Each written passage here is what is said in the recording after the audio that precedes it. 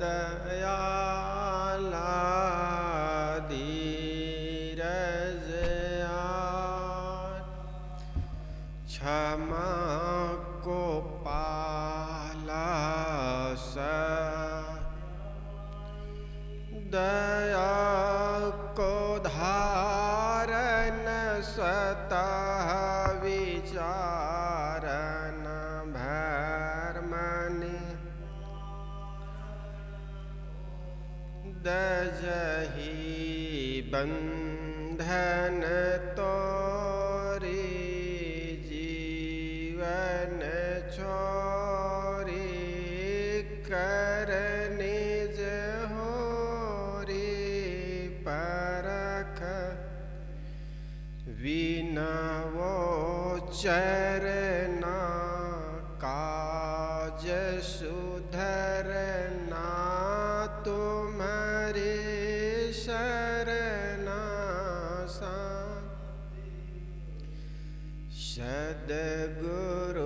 सद्गुरुदेवा दया धरेवा पार करेवा भव निरहंकारी जग से पारी बोध रूपारी दुखदा हर रहित वास मेटी त्रासना हरहु सासना गुण आगर त्याग आसन हंता भासन तंता नयनागर बंदा गुरुवर सहज स्वाभाविक ज्ञान निधि करन हार भव जहाँ न संशय है भरम दीन कृ कर ज्ञान जहिते सब जा लखे खाने बानी अरुझा करहूँ समन आशक्ति गुरु बंदौशन मुख पार की शीर्ष वेट हाथ वचन उचारो बंदगी सत्य प्रेम के साथ साहेब साहेब बंदगी साहेब। बीजक चिंतन प्रवचन माला में आप सबका हार्दिक स्वागत। सद्गुरु कबीर स्वरचित साखी प्रकरण के 144वें साखी। तामस के रे तीन गुण भंवर ले तहाँ बास, एक डारी तीन फल भाटा ऊख कपास। तम प्रधान माया के शत रज तथा तम तीन गुण हैं। इन्हीं में वासनावशी जीव आसक्त है। एक ही डाली में भाटा ऊख और कपास फले हो तो यह अद्भुत घटना होगी। माया एवं प्रकृति में यही घटना घटी है। यहाँ शत रज और तम एक ही प्रकृति में विद्यमान है। तामस कहते अंधकार को, सर्प को या माया को।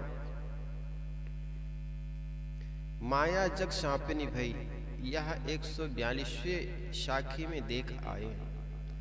सद्गुरु कहते हैं कि सत रज और तम तीनों गुण माया के पेट में हैं, अथवा माया की डाली में ये तीनों गुण रूपी फल फलते हैं जो परस्पर विरोधी है। आप किसी एक डाली में भाटा ऊख कपास को फले हुए देखें तो अवश्य आश्चर्य होगा। माया एक प्रकृति की डाली में यही बात है। इसमें परस्पर विरोधी तीनों गुण एक साथ रहकर जगत का कार्य संपादित करते हैं। आप जानते हैं कि तेल, बत्ती और आग परस्पर विरुद्ध गुण वाले हैं, परंतु ये इकट्ठे होकर प्रकाश बन जाते हैं और लोगों को प्रकाश देते हैं। इसी प्रकार सत, रज और तम गुण विरोधी होकर भी जगत के कार्यों का संपादन करते हैं। सद्गुरु कहते हैं कि जीव का मन भावरा इसी त्रिगुणात्मक जगत के पदार्थों में गंध लेता रहता है। यह इन्हीं मलिन विषयों में निरंतर रमता रहता है और इनके फल में सुख दुख भोगता रहता है। यह ठीक है कि सत, रज एवं तम गुण के परिणाम भिन्न भिन्न है, परंतु है सब क्षणिक। गीताकार कहते हैं कि शतोगुण उच्च गति को, रजोगुण मध्य गति को, तमोगुण निम्न गति को ले जाते हैं। इसलिए गीताकार तीनों गुणों के कार्य से अलग होने की राय देते हैं। हे कृष्ण, ऊर्ध्व गच्छन्ति सस्वस्था मध्ये तिष्ठन्ति राजसः। हे कृष्ण, सभी वेद तीनों गुणों के कार्य रूप संसार की ही व्याख्या करने वाले हैं। इसलिए तुम वेदों के उपदेश रूप तीनों गुणों के आयाम से अलग हो जाओ। तुम द्वंद्व रहित नित्य सत्य में स्थिर और भौतिक पदार्थों से अलग हो जाओ। इस द्वंद्व रहित नित्य पदार्थ में स्थिर और भौतिक पदार्थ के संग्रह तथा उनकी रक्षा से विरत होकर अपने आत्मा में लीन हो जाओ। श्री राम रहस्य साहब जी कहते हैं, पारख सबकी थीर पद ठहरी रहे सत्संग, मन मायाकृत गुणन को देख मिथ्या भंग।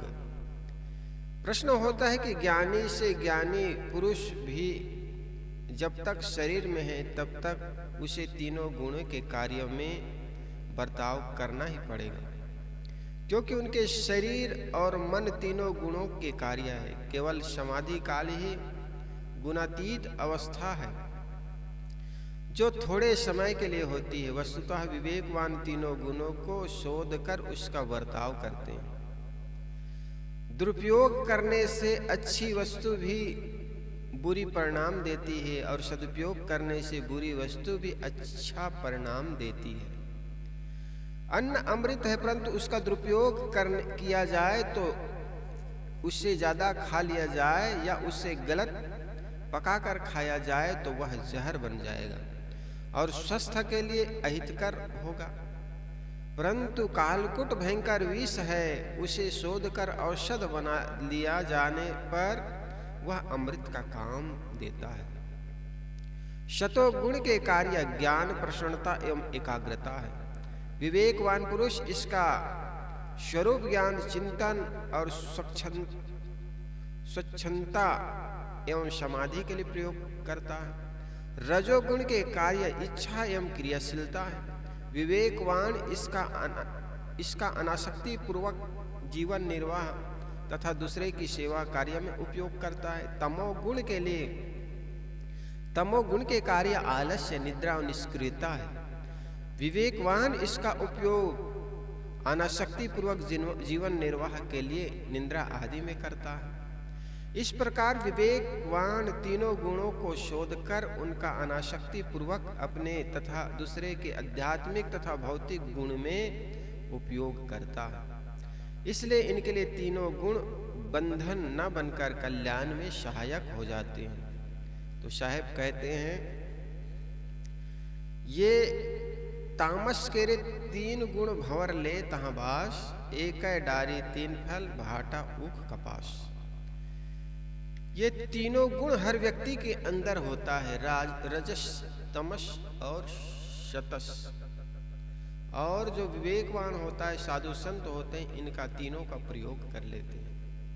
साहब ने कहा ना, जो शनिपात रोगियन मारे सो साधुन सिद्धि पाई। व्यक्ति के अंदर काम, क्रोध, लोभ ये है जिससे संसारी लोग शनिपात के रोग से मारे जाते हैं। उसको शोध करके संत लोग, विवेक वैराग्यवान पुरुष अपने जीवन में उसका उपयोग कर लेते हैं। क्रोध को त्याग में कर लेते हैं, काम को ज्ञान में कर लेते हैं, लोभ को ज्ञान में कर लेते हैं। इस प्रकार काम, क्रोध, लोभ जो शनिपात रोगी अनमारे सो साधुन सिद्धि पाई। इसी प्रकार रजस, तमस और शतस ये तीनों का प्रयोग करके, शतोगुण का प्रयोग करके सत्संग, स्वाध्याय, साधना में का प्रयोग कर लेते। तामस का प्रयोग निद्रा में कर लेते हैं और रज का प्रयोग विवेकवान निर्माण में, पर उपकार में कर लेता। इस प्रकार तीनों गुणों का उपयोग कर दुनिया में कोई भी चीज न तो बुरी होती है न अच्छी होती है, बल्कि व्यक्ति का उपयोग ऊपर निर्भर करता है कि उसका उपयोग कैसा करता है। एक चाकू है, एक छुरी है, अगर वही आदमी वही एक हत्यारे के व्यक्ति में हाथों में लग जाता है, छुरी और चाकू दूसरे का जान ले सकता, हत्या कर सकता। लेकिन वही चाकू और छुरी का प्रयोग करके एक डॉक्टर ऑपरेशन करके जीवन दान करने में लग जाता। सर्प का विष किसी व्यक्ति पर चढ़ जाए तो मर जाता है, लेकिन इसी सर्प के विष को निकाल करके शोध करके इंजेक्शन बनाया जाता है, जो कि बड़े से बड़े रोगी में या बीमारी में या सर्प के दंश जिस व्यक्ति पर चढ़ गए उसी पर लगाया जाता है। इसलिए कहा जाता है विष विष को काटता है। विष जो है, जहर जो है, जहर को काटता है और जहर को काटने के लिए जहर का प्रयोग किया जाता है। तो दुनिया में कोई भी चीज न तो अच्छी होती है न बुरी होती है, बल्कि हम उसका उपयोग कैसे करते हैं इस पर डिपेंड करता है। हम किसी व्यक्ति के साथ सुंदर बर्ताव करते हैं तो वो व्यक्ति हमारे लिए भी सुंदर बर्ताव करता है, लेकिन जब उसी के साथ हम गलत प्रयोग करने लगे, गलत उपयोग करने लगे, आलोचना करने लगे तो हमारा भी आलोचना का कारण बन जाती है। तो इस प्रकार दुनिया में कोई चीज बुरी नहीं होती, ना कोई चीज अच्छी होती है, बल्कि हम उसका उपयोग कैसे करते हैं इस पर डिपेंड करता है। आगे 145वें नंबर साखी। मन हाथी पर विवेक अंकुश चाहिए, मन मतंग गैयर हने, मनसा भई सचान, जंत्र मंत्र माने नहीं, लागी उड़ी उड़ी खान। साहब कहते हैं मन मतंग माने नहीं। मन मतंग हाथी के समान है, यह जीव रूपी महावत को मारता रहता है, और इच्छाबाज पक्षी के समान है जो उड़ उड़ करके मनुष्य को खाती रहती है। इस पर यंत्र मंत्र का प्रभाव नहीं पड़ता। यंत्र मंत्र माने नहीं। कोई कहे भैया ये आदमी का दिमाग खराब हो गया, इनको थोड़ा फूंका झाड़ा कर दो, तो साहब कहते यंत्र मंत्र माने नहीं, लाग उड़ी उड़ी खान। जीव अविनाशी चेतन है और मन एक अभ्यासिक वृत्ति मात्र है। आखिर मन क्या है? विचारों का समुच्चय। विचार जब समाप्त हो जाता है, मन समाप्त हो जाता है। जब तक मन में विचार है तब तक मन जीवित रहता है। मन विचारों को छोड़ दो तो मन समाप्त हो जाएगा। जीव अविनाशी चेतन है और मन एक अभ्यासिक वृत्ति मात्र है, किंतु जीव अपने स्वरूप को भूलकर दीन बन गया है और उनकी माननी वृत्ति ही उनके ऊपर सवार हो गई है। महावत हाथी पर सवार होकर गजबाजक एवं अंकुश से उनको अपने वश में रखता है। परंतु यदि हाथी उन्मत्त हो जाए तो वह महावत को भी गिराकर मार देता है। हाथी एक प्राणवान स्वतंत्र देहधारी है, इसलिए यह महावत को मार सकता है, परंतु मन कोई स्वतंत्र वस्तु नहीं है जो जीव को बलात् मार दे। मन तो इसलिए जीवों को परेशान करता है क्योंकि जीव अपने स्वरूप को भूलकर विषयों में ही लीन रहता है। यदि जीव अपने स्वरूप को पहचान ले और अपने आप में स्थिर हो जाए तो मन उनका गुलाम हो जाएगा। जिसे अपने स्वरूप का ज्ञान हो जाता है और जो इच्छाओं को छोड़ देता है, मन उनके अधीन हो जाता है, परंतु ऐसा न होने से जीव अपने स्वरूप को नहीं जानता और विषयों में डूबा रहता है। इसलिए उसे मन उद्वेगित करता रहता है और उनकी विषय इच्छाएं बाज पक्षी की तरह उस पर झपट्टा मारती रहती है। सद्गुरु ने मन और इच्छाओं के लिए क्रमशः उन्मत्त हाथी और बाज पक्षी के सुंदर एवं सटीक उदाहरण दिए हैं। मन और इच्छाएं यद्यपि हाथी और बाज पक्षी के समान कोई स्वतंत्र व्यक्तित्व नहीं रखते, वे केवल जीव के अभ्यास मात्र है। यद्यपि जीव के अपने अज्ञानवश मानव वे स्वतंत्र बलशाली होकर जीव को गिराने में सामर्थ हो गए हैं। बीड़ी और तंबाकू की आदत कौन सी स्वतंत्र शक्तिवान इकाई है, परंतु जीव उसमें पड़कर उसी से अपने आप को परास्त पाता है। अविवेकी मनुष्य मन और वासनाओं से निरंतर उलझा हुआ उनका गुलाम बना रहता है। सद्गुरु कहते हैं कि जंत्र मंत्र माने नहीं लागी उड़ी उड़ी खान। जैसे बाज पक्षी उड़ उड़ करके कमजोर पक्षियों को मार मार कर खा रहे हो, वैसे मनुष्य की अपनी ही बनाई इच्छाएं उसे खा रही है। उसमें यंत्र मंत्र का कोई प्रभाव नहीं पड़ता। सिद्धि के रूप में माने गए यंत्र मंत्र झूठे हैं और केवल मूर्ख मनुष्यों को फंसाने के लिए षड्यंत्र है, षड्यंत्र है। सद्गुरु कहते हैं कि बड़े बड़े मंत्र तंत्रधारी मन एवं वासनाओं के गुलाम होते हैं। मन को जीतने के लिए ऐसी पाखंडपूर्ण मंत्र तंत्र काम नहीं कर देते। सार अभिप्राय यह है कि यदि मनुष्य को विवेक ज्ञान न हो तो उनके सारे उपाय व्यर्थ हो जाते हैं। मन और इच्छाओं पर विजय पाने के लिए विवेक ज्ञान की आवश्यकता है। इसका संकेत सद्गुरु अगले शाखी में करते हैं। मन मैतंग माने नहीं मनसा भई सचान। सद्गुरु कबीर कहते ये मन कोई स्वतंत्र वस्तु नहीं, व्यक्ति नहीं, कोई प्राणी नहीं जो किसी व्यक्ति के न चाहने पर उस पर चढ़ करके उनको दुखी कर दे। मन तो हमारी बनाई हुई आदत है। कहते हैं ना लोग, क्या करे महाराज, राम की माया। अरे राम की माया नहीं, आपकी बनाई हुई बुरी आदत है, और वही बुरी आदत आदमी को दुखी करती रहती है। एक आदमी बीमार पड़ गया, डॉक्टर के पास गया। डॉक्टर ने देख करके कहा क्या होता है? कहे सरकार पेट फूलता। चेक करने के बाद डॉक्टर ने कहा बीड़ी पीते हो? कहे नहीं सरकार बीड़ी नहीं पीते। फिर चेक किया, लगता है कुछ तो पीता है। बीड़ी नहीं पीते हो? कि नहीं, सिगरेट पीता हूं। डॉक्टर ने कहा सिगरेट तो बीड़ी का बाप है,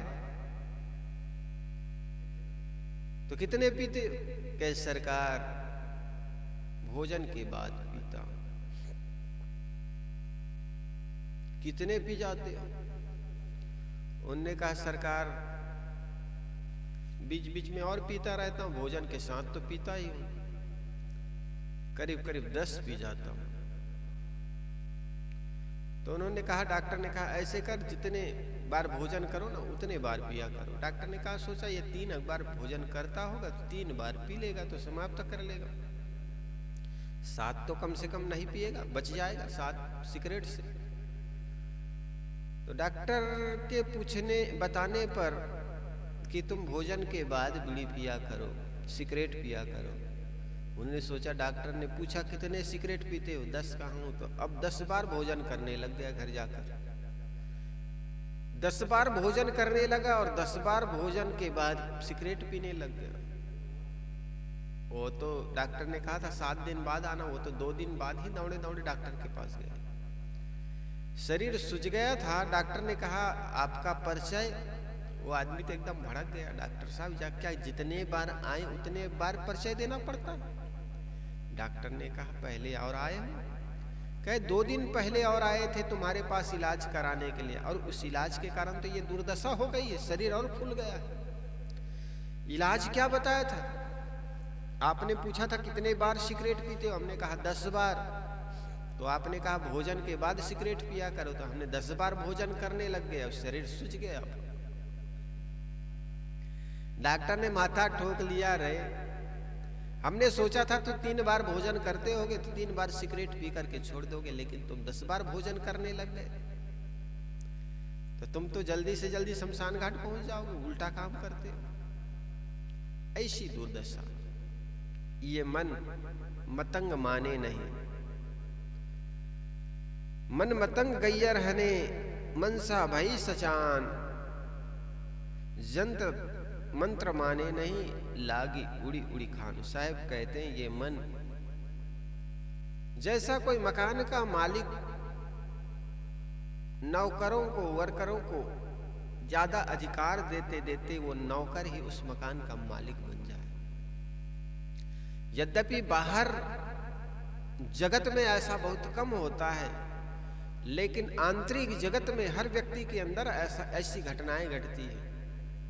मन यद्यपि हमारे नौकर है, जैसे चलाएं वैसे चल सकता है, लेकिन हम मन को अधिक सत्ता देते देते आत्मा की सत्ता पाकर वह स्वयं मालिक बन जाता है और आत्मा को ही नचाता।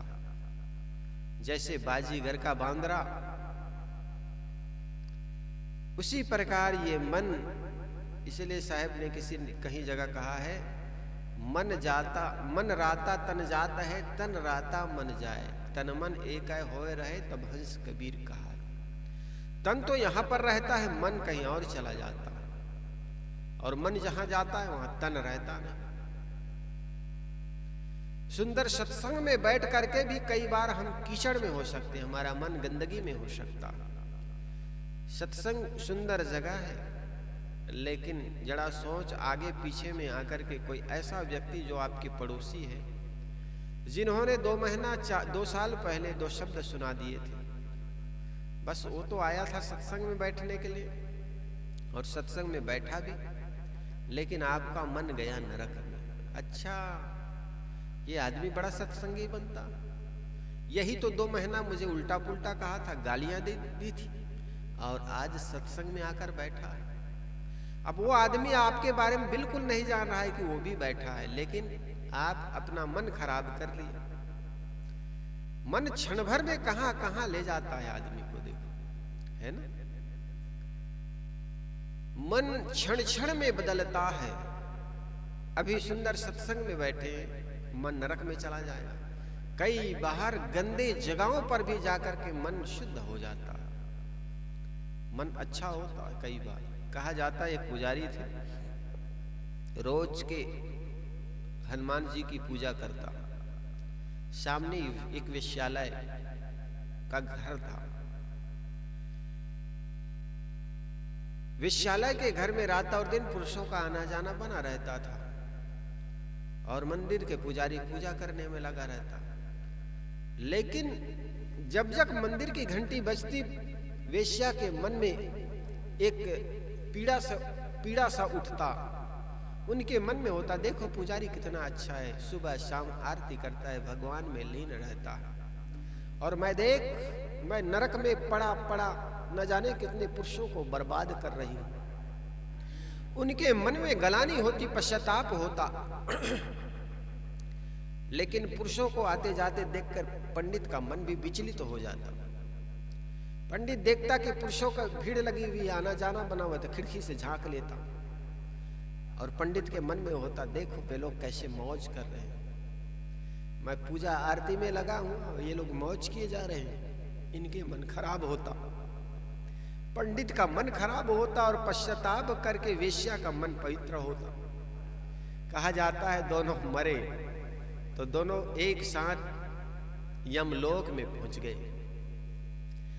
दोनों के हिसाब किताब देखा, लिखा जोखा उनके कर्मों का।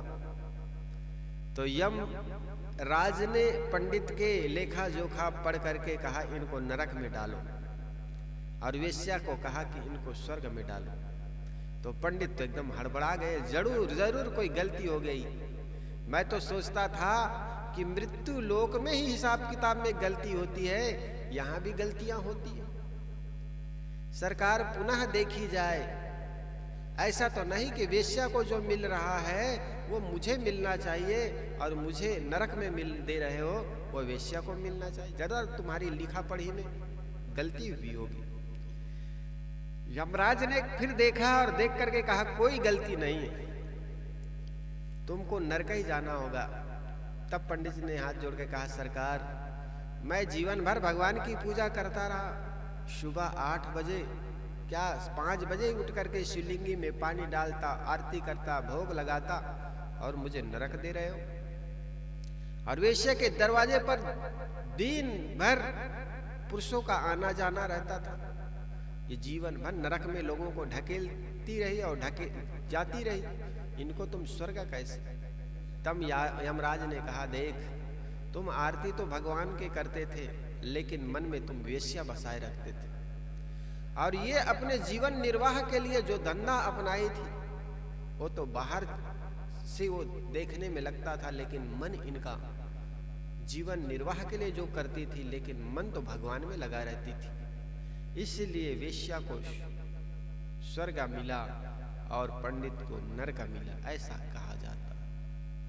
तो हमारा मन गंदगी में जाकर के भी अच्छा हो सकता है, और कई बार अच्छे जगह पर बैठ करके भी हम नरक में हो सकते हैं। इसलिए अपने मन को साधने की जरूरत है, और जिस व्यक्ति का मन सध जाए उसके लिए वह मन मित्र हो जाता है।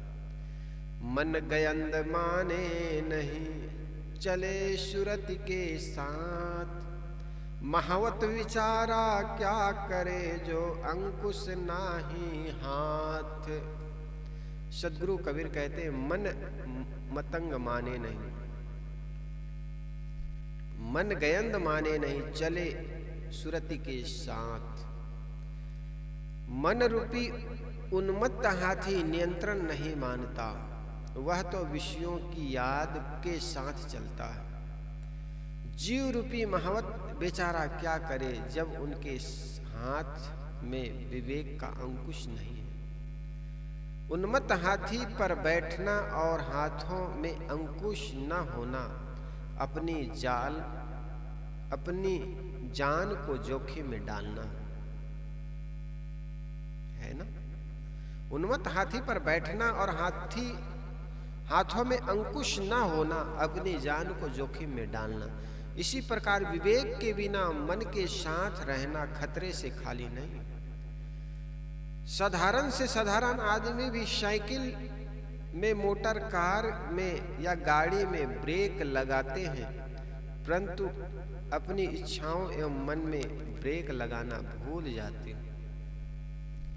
ये जिंदगी रूपी वाहन को अज्ञान रूपी अंधकार सड़क पर हम चलाए जा रहे हैं, और ये सड़क क्या है? उम्र रूपी सड़क है। जिंदगी रूपी दोपहिए को हम चलाए जा रहे हैं, और अंधकार है, प्रकाश नहीं, ज्ञान रूपी प्रकाश नहीं है, और ब्रेक रूपी संयम नहीं है। तो बताओ उस मोटरसाइकिल की क्या हालत होगी। एक आदमी मोटरसाइकिल रात्रि में चला रहे थे, गाड़ी में लाइट नहीं थी, थी और बहुत तेजी से चला जा रहे थे। चौराहे पर एक सिपाही मिला, सिपाही ने रुको रुको रुको, खतरे में पड़ जाओगे, गाड़ी में लाइट नहीं है। उस गाड़ी चलाने वाले ने कहा सरकार हटिए हटिए हटिए, इसमें ब्रेक भी नहीं है। बताओ अंधकार में गाड़ी में लाइट नहीं है और ब्रेक भी नहीं, उस गाड़ी को चलाने से दुर्घटना से बच नहीं सकते। इसी प्रकार हमारे जीवन में ब्रेक, संयम रूपी ब्रेक नहीं है और ज्ञान रूपी प्रकाश नहीं है। अंधकार में उम्र की सड़क पर जिंदगी रूपी मोटरसाइकिल हम चलाए जा रहे हैं।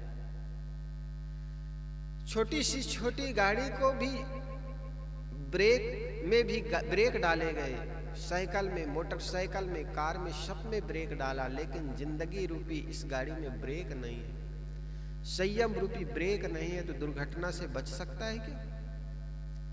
साहब कहते हैं कोई भी अनाड़ी आदमी अगर हाथी पर बैठे लेकिन उनको हाथी चलाने का ढंग पता हो, लगाम जिसको अंकुश कहते हैं, नियंत्रण करने का औजार वो उनके हाथों में है, तो वह हाथी को भी अपने वश में कर सकता। इसी प्रकार ब्रेक रूपी संयम हमारे हाथ में है, तो उन्मत्त मन पर भी हम संयम डाल सकते हैं, ब्रेक लगा सकते हैं। मन विषयों की याद में साथ चलता है, वह सहज नियंत्रण नहीं मानता, यह सबका अपना अनुभव है। और कई बार आपने देखा होगा, मन को जिसके लिए मना करो और मचल जाता। जैसे डॉक्टर कह दे तो मीठा मत खाना, तो उनके मन बार बार मीठा में जाता। जिसको आप मना करोगे वही उसी के पीछे दौड़ा चला जाता। बच्चे को कह दो बेटा फ्रिज के पास जाना मत, क्योंकि डॉक्टर ने कहा था इनको मीठा मत खाने देना, और मीठा फ्रिज में रखा है। और माँ कहती फ्रिज के पास जाना मत, 24 घंटा उनको फ्रिज नजर आती है, और छुप छुपाकर फ्रिज के पास चला ही जाता और खा ही लेता। जिसको खाने कहो उसको मना करेगा, और जिसको मना कहो वो खाने दौड़ता। इसी प्रकार अगर तुम एक दिन उपवास हो जाओ, 2 दिन उपवास हो जाओ, तो तीसरे दिन आपको चंद्रमा में भी रोटी दिखाई पड़ेगी। कल तक भी ऐसा होता था, चंद्रमा दिखता था लेकिन चंद्रमा में रोटी नहीं दिखाई पड़ती थी। आज हम उपवास हैं तो बाहर और अंदर दोनों, चारों तरफ रोटी ही रोटी दिखाई पड़ेगी। तो मन को अगर ब्रेक लगाओ, मना करो तो मचल जाता है। मन का यहाँ एक खेल है। साहब कहते हैं मन विषयों की याद के साथ चलता है, वह सहज नियंत्रण नहीं मानता। यह सबका अपना अनुभव है। जीव के मन में अनादिकाल से 5 विषयों के राग है। अतएव विषयों की याद होते ही मन उनके साथ चल देता है। जैसे विकारपूर्ण स्मरण कराता रहता है, विषयों का रागात्मक स्मरण ही बंधन है। विषय स्मरण से आगे चलकर मानो विकार तथा स्थूल इंद्रियों की मलिन क्रियाएं होती है। इसलिए मन का नियंत्रण होना अत्यंत आवश्यक है। मन पर नियंत्रण करने के लिए विवेक का अंकुश चाहिए। विवेक जितना गहरा होता जाता है उतना ही विषयों के सारे आकर्षण समाप्त होते जाते हैं। विवेक होने पर हर वस्तु की वास्तविकता का बोध होता है। वास्तविकता का बोध हो जाने पर आकर्षण का प्रश्न ही नहीं उठता। हम सच्चाई न जानकर ही विषयों में खींचते हैं। यदि हमें विषयों की वास्तविकता का बोध हो जाए तो उसमें हमें निरस्ता एवं व्यर्थता के अलावा कुछ नहीं लगेगा। मन के भटकने का एकमात्र कारण है विषयों के प्रति व्यामोह। उनके हट जाने पर मन ना उन्मत्त हाथी रह जाता है, ना बाज पक्षी। तब मन जीव का अनुगामी बन जाता है। अतः विवेक के अंकुश से मन को चलाने का अभ्यास करना चाहिए।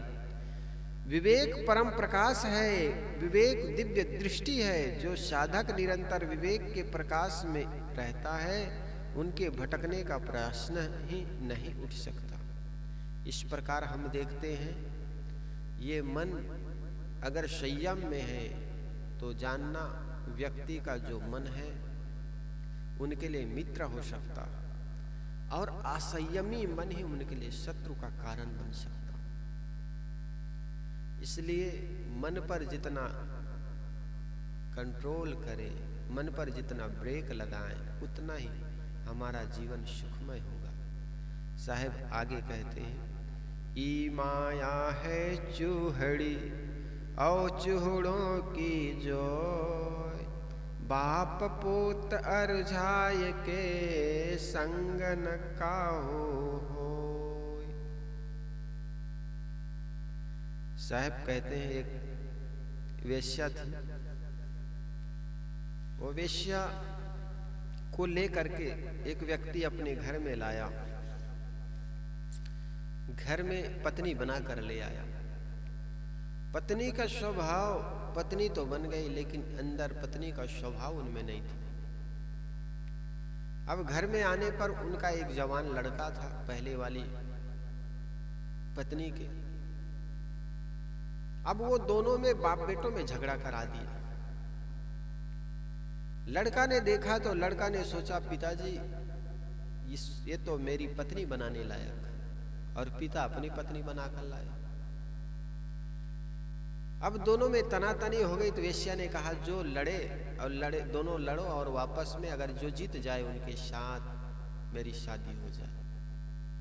कहा जाता है दोनों तीर तलवार निकाल करके लड़ना शुरू हुआ, एक एक दोनों ढेर हो गए।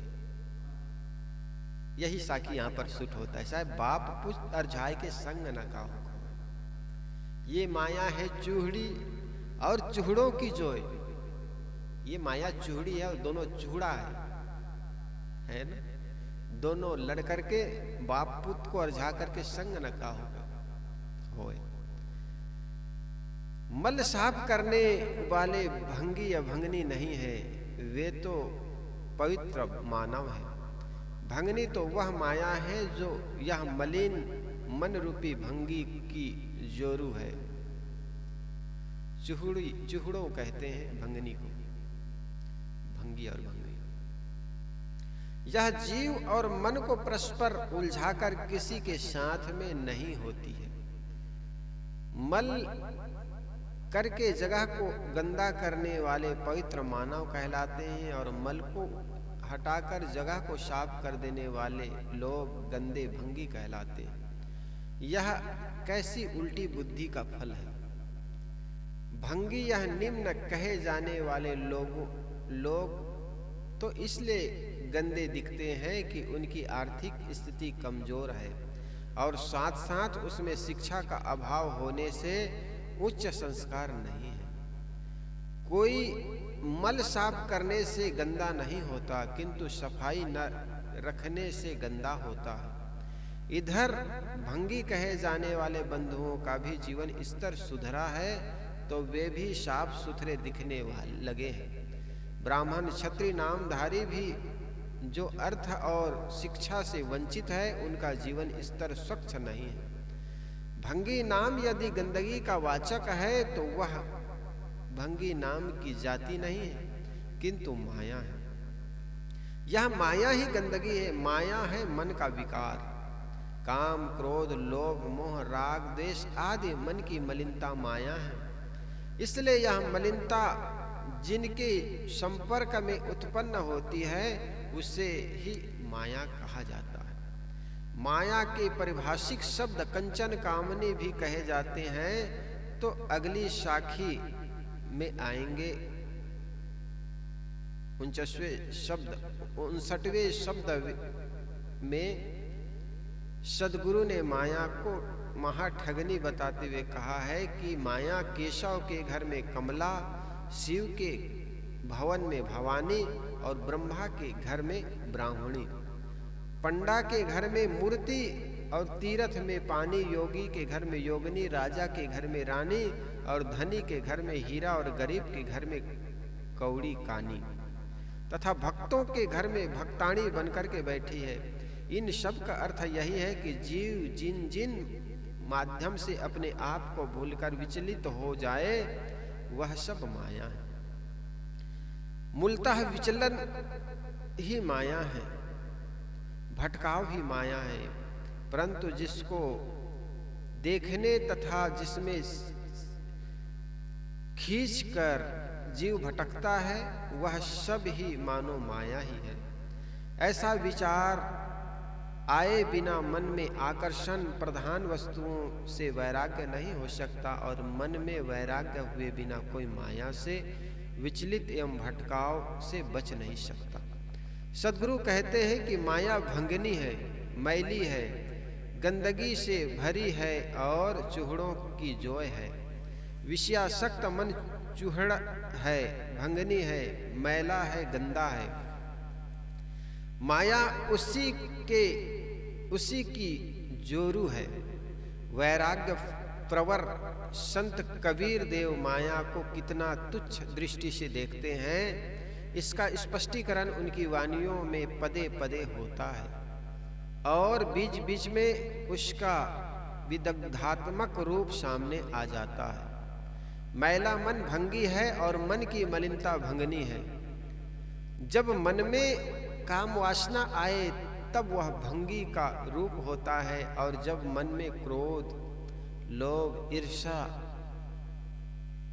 द्वेष आ जाए उस समय माया मन भंगनी बन जाता है। जिस समय मनुष्य का मन भंगनी हो वह मानो उस समय माया से पूर्ण है और यही कबीर देव की भाषा में भंगनी होना है। अब जरा हर आदमी अपने भीतर टटोल कर देखे कि उनका मन कब कब भंगनी बनता है। तथा कथित बड़े बड़े पंक्ति पावन ब्राह्मण, दंडी, महात्मा, जन्मजात वर्ण व्यवस्था के पक्षधर लोग अपने मन की परख करेंगे तो लगेगा कि उनका मन कितने समय तक भंगी बना रहता है। इसी प्रकार दूसरे लोग भी देखें और अपने अंदर में भंगी को निकाल बाहर फेंकें। 139वीं साखी में सद्गुरु ने बताया कि जिन्हें सद्गुरु से अपने अविनाशी स्वरूप का परिचय नहीं प्राप्त हुआ वे सब चर्मदेही की बुद्धि रखने वाले मानो चमार ही है। भले ही वे तथाकथित चारों वर्णों में से किसी वर्ण के हो। इस प्रकार वैज्ञानिक तथा मानवता का दृष्टिकोण रखने वाला कबीर देव की भाषा में देह अभिमानी मन चमार है तथा माया एवं विकारों में लिप्त मन भंगी है। चाम, कामना एवं टट्टी साफ करना तो समाज का रचनात्मक एवं पवित्र काम है। वस्तुतः देह अभिमानी तथा मलिन मन वाला होना चमार और भंगी होना। बाप पुत अर्झाई के संग न काहू के होय।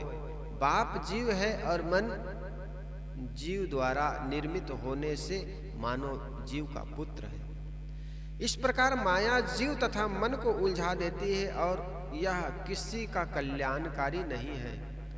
मायावश ही जीव अपने आप के जाल में उलझ जाता है। बाप पुत का अर्थ समस्त मनुष्य भी किया जा सकता है क्योंकि बाप पुत के भीतर ही पूरा मानव समाज होता है। अतएव यह माया, यह भ्रम, यह मन का विकार मानव मात्र को केवल भटकाने में कारण है। यह किसी का कल्याणकारी नहीं है अथवा जिन प्राणी पदार्थों में उलझकर हम अपने कल्याण से वंचित रह जाते हैं वे अंततः हमारे साथी नहीं होते। अतएव हम माया से सावधान रहें। इस प्रकार गंदगी को साफ करने वाले को, शौचालय को साफ करने वाले को, सड़क में साफ करने वाले को भंगी कहा गया।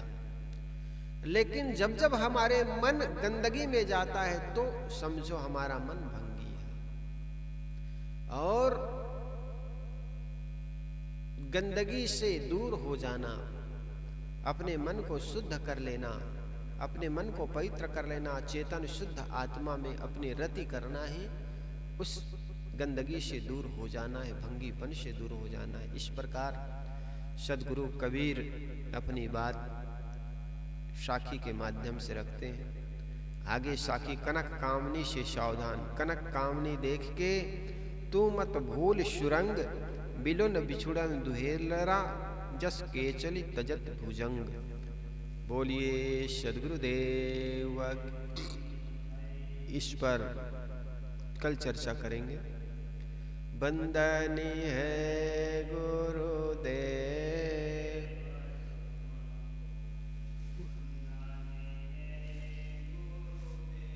वंदनी है गुरुदेव, वंदनी है गुरुदेव। काल जाल के फंदा भारी, काल जाल भारी, परखल खाया उभे व तुमको वंदनी, वंदनी है गुरुदेव तुमको, वंदनी है गुरुदेव। शास्त्र सब खोजत हारे, वेद शास्त्र सब खोजत, मर्म न जानत के व तुमको वंदनी है गुरुदेव, वंदनी है गुरुदेव तुमको, वंदनी है गुरुदेव। समान और को दाता, गुरु समान और को दाता, की करिए सेवा तुमको वंदनी है, वंदनी है गुरुदेव तुमको, वंदनी है गुरुदेव। कबीर अब पद दाता, साहिब कबीर अब पद दाता, पूरन रख समेव तुमको वंदनी है गुरुदेव, वंदनी है गुरुदेव तुमको, वंदनी है गुरुदेव।